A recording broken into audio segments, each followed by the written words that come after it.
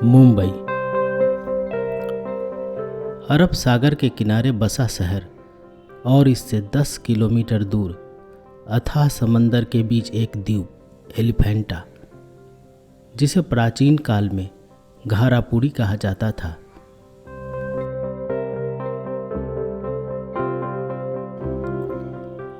ज्वालामुखी चट्टानों से बने इस द्वीप का आकार हाथियों के मुंह जैसा है। पुर्तगालियों को इस द्वीप पर काफ़ी संख्या में काले पत्थरों से बने हाथियों की कलाकृतियाँ मिली थी, जिसके कारण इसे एलिफेंटा कहा जाने लगा। भारत में पुर्तगालियों के आगमन और पुर्तगाल सैनिकों द्वारा इस पर आधिपत्य के पश्चात उन कलाकृतियों को तोड़कर नष्ट कर दिया गया।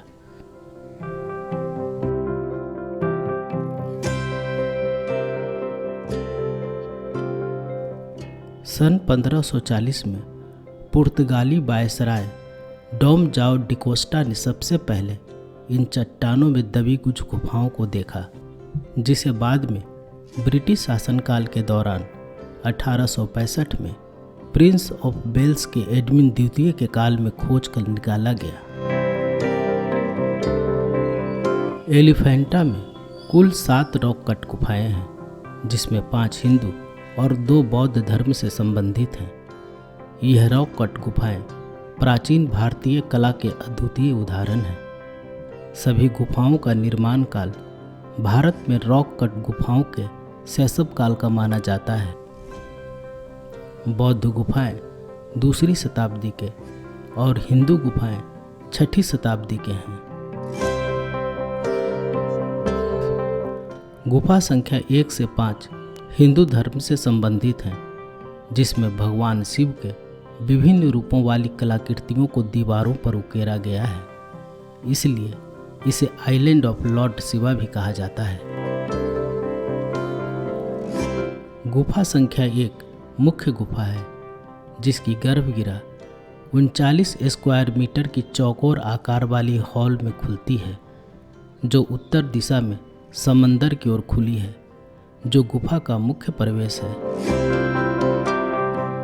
पूर्व पश्चिम दिशा में बनी इस हॉल में 5 कतारों में कुल 36 स्तंभ हैं। इन स्तंभों की ऊंचाई 5.5 स्क्वायर मीटर है, जिसके नीचे से आधा भाग चौकोर और ऊपर का आधा भाग बेलनाकार है।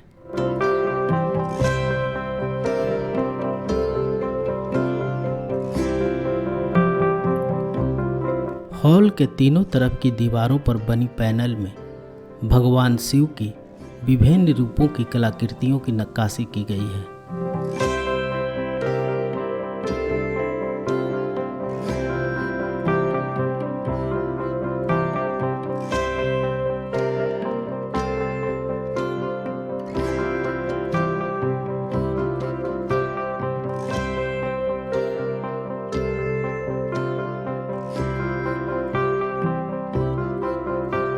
हॉल के अंदर 6 सीढ़ियों के बाद मुख्य गर्भगृह में एक चौकोर आसन पर शिवलिंग स्थापित है। गर्भगृह में चारों दिशाओं के दरवाजे खुले हैं। प्रवेश द्वार पर दोनों ओर खड़ी अवस्था में द्वारपाल की कलाकृतियां हैं।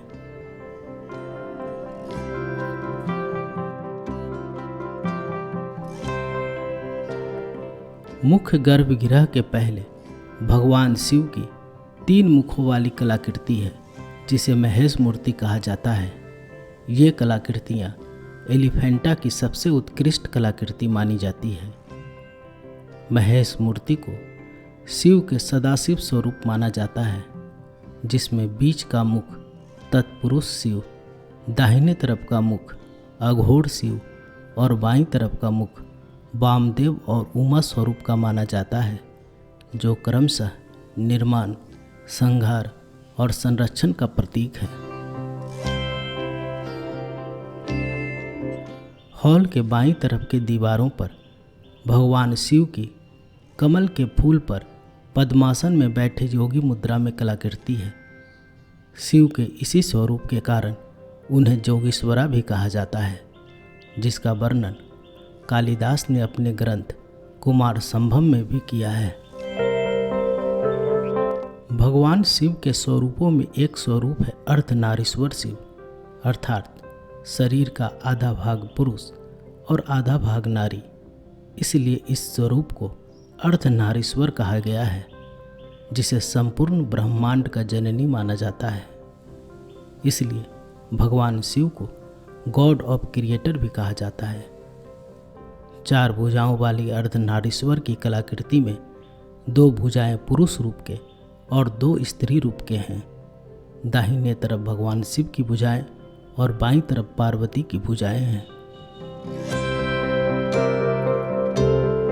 त्रिमूर्ति के बाईं तरफ की दीवारों पर नक्काशी कलाकृति भगवान शिव के गंगाधराय स्वरूप को दिखाता है, जिसमें शिव और पार्वती दोनों लचीली मुद्रा में खड़े हैं और उनके ऊपर 3 मुखों वाली एक कलाकृति है जो गंगा का प्रतीक है। गंगा के त्रिमुख 3 पवित्र नदियों गंगा, यमुना और सरस्वती की धाराओं को दर्शाता है। इन कलाकृतियों में गंगा के धरती पर अवतरण के समय भगवान शिव की जटाओं में समा जाने की कथाओं का समावेश है। हॉल के उत्तरी प्रवेश के दाहिने पैनल में भगवान शिव के नटराज स्वरूप की कलाकृतियां नक्काशी की गई है, जिसमें भगवान शिव तांडव मुद्रा में हैं।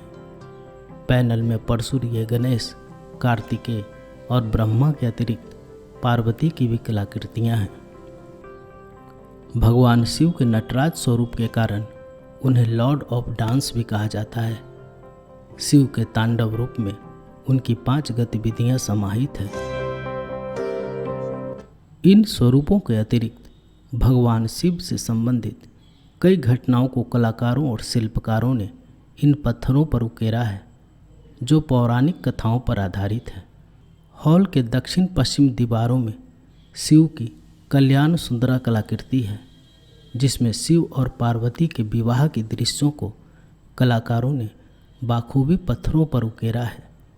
इस कलाकृति में भगवान शिव की पार्वती के साथ 3.5 मीटर ऊंची कलाकृति है। पार्वती के पीछे उनके पिता हिमालय की कलाकृति है, जो अपनी हाथों से पार्वती को पकड़े हैं, जो विवाह के समय कन्यादान के रस्म को दिखाती है।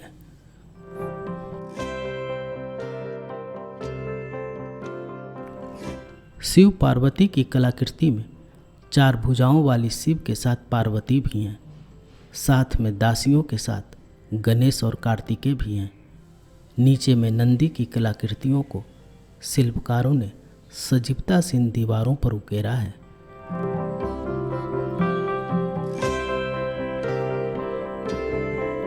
इन सब कलाकृतियों के अतिरिक्त अंधकासुर वध और रावण द्वारा कैलाश पर्वत को उठा ले जाने की भी घटनाओं को शिल्पकारों ने मूर्त स्वरूप देने की कोशिश की है।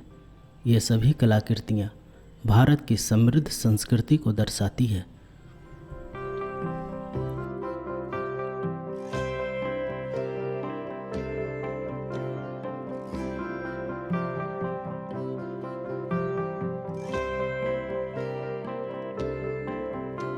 गुफा संख्या 1 एलिफेंटा की सर्वाधिक संरक्षित गुफा है।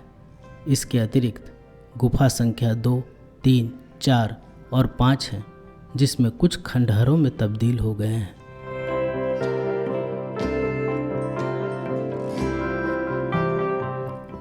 गुफा 6 और 7 बौद्ध धर्म से संबंधित हैं, जो खंडहर मात्र के रह गए हैं, जो और सबों के अपेक्षाकृत प्राचीन हैं। एलिफेंटा में भगवान शिव की कलाकृतियों की अधिकता होने के कारण ही इसे आइलैंड ऑफ लॉर्ड शिवा भी कहा जाता है। इसके सांस्कृतिक महत्व को देखते हुए सन 1909 में संरक्षित स्मारक और 1987 में विश्व संरक्षित धरोहरों में शामिल किया गया है। अरब सागर के बीच में 200 मीटर की ऊंचाई पर स्थित यह आइलैंड दुनिया भर के पर्यटकों के लिए आकर्षण का केंद्र है। मुंबई के गेटवे ऑफ इंडिया से मोटर बोट से आइलैंड के बीच का सफ़र रोमांच और सुखद अनुभव देती है।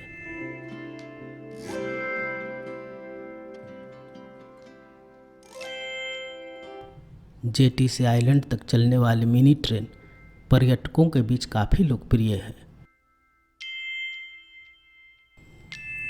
मिनी बाजार से होते हुए आइलैंड के ऊपर की यात्रा पर्यटकों के लिए जीवन का कभी न भूलने वाला पल है।